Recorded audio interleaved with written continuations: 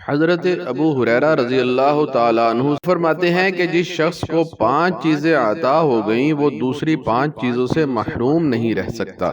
یعنی جس انسان کے اندر 5 عادات ہوں وہ 5 انعامات سے محروم نہیں ہوتا، اسے اللہ جل شانہ کی طرف سے 5 انعامات ضرور ملتے ہیں۔ جسے شکر عطا ہوا وہ نعمت میں اضافے سے محروم نہیں رہتا، یعنی شکر کرنے والے انسان کی نعمتیں بڑھتی ہی رہتی ہیں۔ شکر کرنے والی زبان، شکر کرنے والا دل، شکر کرنے والے اعضاء، یہ اللہ جل شانہ کی جانب سے انعام ہوتے ہیں۔ انسان جتنا اللہ جل شانہ کا شکر ادا کرتا ہے، اللہ جل شانہ اسے اتنا ہی نوازتے ہیں۔ ویسے تو تمام نعمتیں اللہ جل شانہ کی طرف سے ہی انسان کو میسر ہوتی ہیں، لیکن ان نعمتوں پر جو اللہ جل شانہ کا شکر ادا کرتا ہے، اللہ پاک ان نعمتوں میں اضافہ کرتے رہتے ہیں، کیونکہ اللہ پاک کو شکر بہت پسند ہے۔ شکر کرنے والا انسان اللہ جل شانہ کے بہت قریب ہوتا ہے۔ قرآن کریم میں خود اللہ جل شانہ کا ارشاد ہے، لَإِن شَكَرْتُمْ لَأَزِيدَنَّكُمْ، اگر تم شکر کرو گے تو میں تمہیں ضرور اور زیادہ عطا کروں گا۔ اللہ تعالیٰ کی ہر نعمت پر شکر لازم ہے۔ جیسے جیسے انسان شکر ادا کرتا رہتا ہے ویسے ویسے اس کی نعمتیں بڑھتی رہتی ہیں۔ ہر انسان کو چاہیے کہ وہ شکر اپنی عادت میں شامل کر لے۔ اگر انسان زندگی میں کچھ بننا چاہتا ہے تو اللہ جل شانہ کا شکر ادا کرنا شروع کر دے۔ اگر انسان نعمتوں میں اضافہ چاہتا ہے تو اسے چاہیے کہ وہ اللہ جل شانہ کی دی ہوئی نعمتوں پر شکر کرنا شروع کر دے۔ ہر شکر کا کلمہ اس کی نعمتوں کو آگے کی طرف لے جائے گا۔ حضرت انس رضی اللہ تعالیٰ عنہ فرماتے ہیں کہ حضور اقدس صلی اللہ علیہ وسلم نے فرمایا، اللہ تعالیٰ ایسے بندہ سے بہت زیادہ خوش ہوتے ہیں جو کھانا کھائے، پانی پیے اور پھر اللہ جل شانہ کا شکر ادا کرے۔ محترم ناظرین، السلام علیکم ورحمۃ اللہ وبرکاتہ۔ آپ سے گزارش ہے کہ ہماری ان ویڈیوز کو اپنے دوستوں اور فیملی ممبرز کے ساتھ ضرور شیئر کریں، اور اگر آپ اس چینل پر نئے ہیں تو اسے سبسکرائب بھی کر دیں اور بیل آئیکن ضرور پریس کر دیجئے تاکہ ہماری ہر آنے والی نئی ویڈیو آپ تک پہنچ سکے۔ ہماری یہ ویڈیوز قرآن کریم اور احادیث صحیحہ کی روشنی میں مرتب کی جاتی ہیں۔ جسے صبر نصیب ہوا وہ ثواب سے محروم نہیں رہتا، یعنی جس انسان نے مصیبت کے وقت صبر کیا، اللہ تعالیٰ کی طرف سے آنے والے امتحان کے وقت صبر کیا، وہ انسان کبھی ثواب سے محروم نہیں رہتا۔ کسی بیماری پر صبر کیا، کسی عزیز کی موت پر صبر کیا، کسی نقصان پر صبر کیا، یا کسی عزیز رشتہ دار کی طرف سے آنے والی تکلیف پر صبر کیا، تو اللہ جل شانہ اسے بے حساب اجر عطا فرماتے ہیں۔ قرآن کریم میں اللہ جل شانہ کا فرمان ہے، انما یوفی الصابرون اجرہم بغیر حساب، صبر کرنے والوں کو ان کا اجر بے حساب ملتا ہے۔ یعنی اللہ تعالیٰ بیماری پر، تکلیف پر، مصیبت پر صبر کرنے والے کو اتنا اجر و ثواب عطا فرماتے ہیں کہ جس کی کوئی حد نہیں ہوتی۔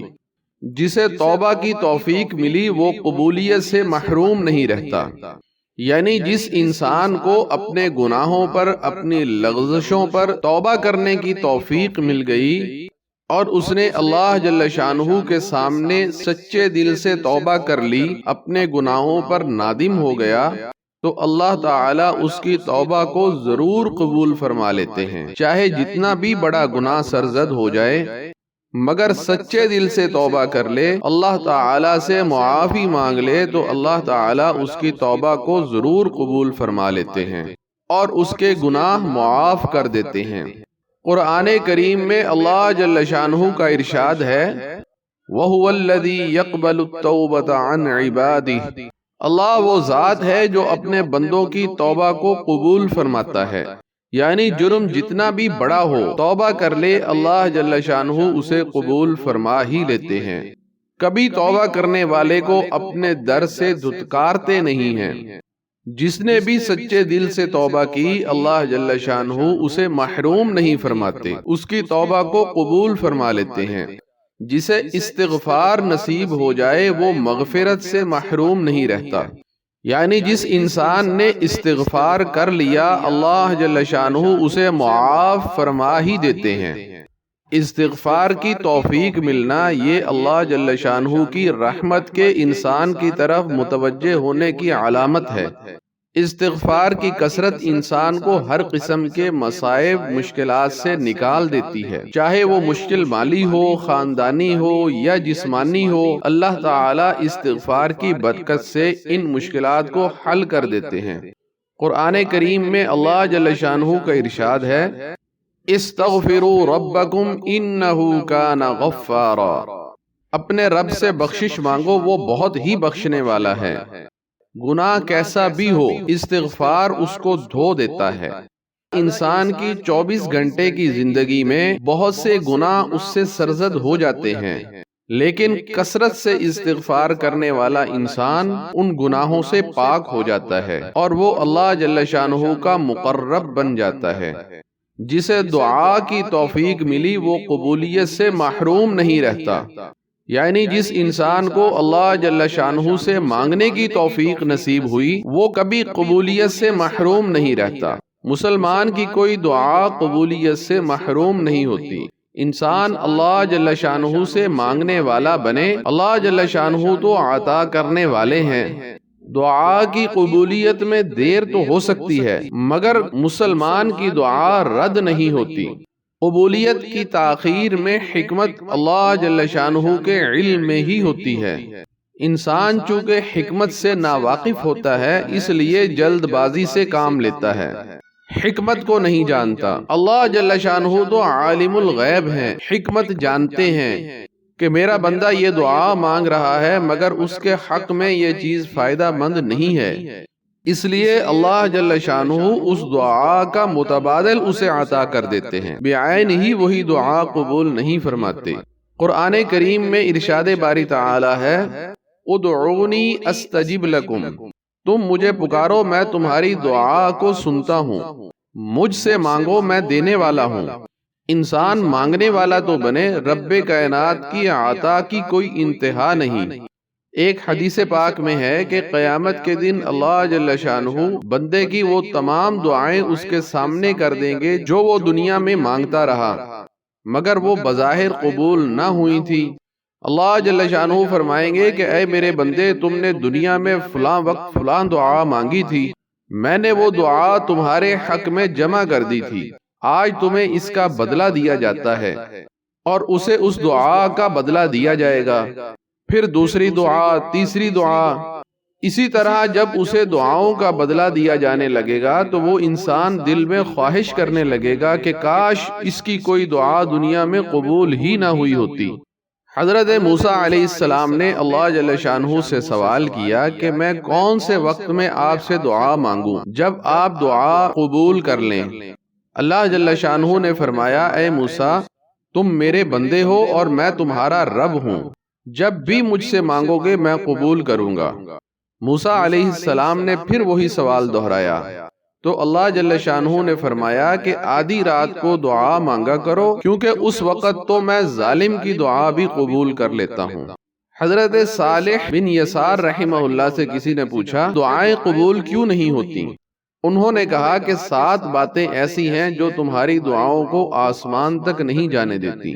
تم نے اپنے اللہ کو ناراض کر رکھا ہے اور راضی کرنے کا خیال تک تمہارے دل میں نہیں، یعنی تم ایسے اعمال کرتے ہو جو اللہ جل شانہ کو ناراض کرنے والے ہیں، اور پھر تم ان اعمال سے رکتے بھی نہیں، اپنے برے اعمال پر نادم تک نہیں ہوتے۔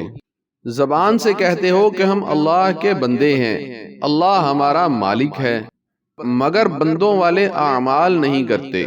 بندہ اپنے مالک کے حکم پر چلتا ہے جبکہ تم اپنے مالک کی نافرمانی کرتے ہو۔ تم لوگ قرآن کریم کی تلاوت کرتے ہو مگر اس کے الفاظ پر غور نہیں کرتے۔ کلام اللہ کی اہمیت تمہارے دل میں نہیں ہوتی۔ قرآن کریم کی تلاوت کرتے ہو مگر اس کے احکامات کو نہیں مانتے۔ تم لوگ اپنے آپ کو حضور اقدس صلی اللہ علیہ وسلم کا امتی کہتے ہو مگر آپ صلی اللہ علیہ وسلم کی سنت پر عمل نہیں کرتے۔ حرام اور مشتبہ مال سے پرہیز نہیں کرتے ہو۔ حرام کا ایک لقمہ کھانے والے کی دعا 40 دن تک قبول نہیں ہوتی۔ تم لوگ زبان سے کہتے ہو کہ اللہ تعالیٰ کے ہاں اس دنیا کی قیمت مچھر کے پر کے برابر نہیں ہے، مگر خود اسی دنیا پر اطمینان کیے بیٹھے ہو، اسی دنیا پر بھروسہ کرتے ہو۔ تم لوگ زبان سے کہتے ہو کہ دنیا فانی چیز ہے، ختم ہونے والی ہے، اور کام ایسے کرتے ہو کہ گویا تم نے ہمیشہ اسی دنیا میں رہنا ہے، اسے چھوڑ کر نہیں جانا۔ تم لوگ زبان سے کہتے ہو کہ آخرت دنیا سے بہتر ہے، مگر اس کے لیے عمل نہیں کرتے، آخرت کی بجائے دنیا کو ترجیح دیتے ہو۔ دعا کی قبولیت کے لیے چند آداب ہیں۔ جب انسان دعا مانگنا چاہتا ہو تو سب سے پہلے اللہ جل شانہ کی حمد و ثنا بیان کریں، اللہ تعالیٰ کو اس کے مبارک ناموں سے پکاریں، پھر اس کے بعد حضور اقدس صلی اللہ علیہ وسلم پر درود و سلام پڑھیں، پھر اپنی مناجات اور دعائیں اس یقین کے ساتھ اللہ جل شانہ کے سامنے پیش کریں کہ اللہ تعالی ہمیں دیکھ رہے ہیں، ہمیں سن رہے ہیں، ہماری ضروریات کو جانتے ہیں اور ہماری دعائیں قبول کرتے ہیں۔ آخر میں اس یقین کے ساتھ دعا کا اختتام کریں کہ اللہ جل شانہ نے میری دعا قبول کر لی ہے، اور پھر اللہ جل شانہ کے سامنے اٹھے ہوئے اپنے ہاتھ اپنے چہرے پر پھیر لیں۔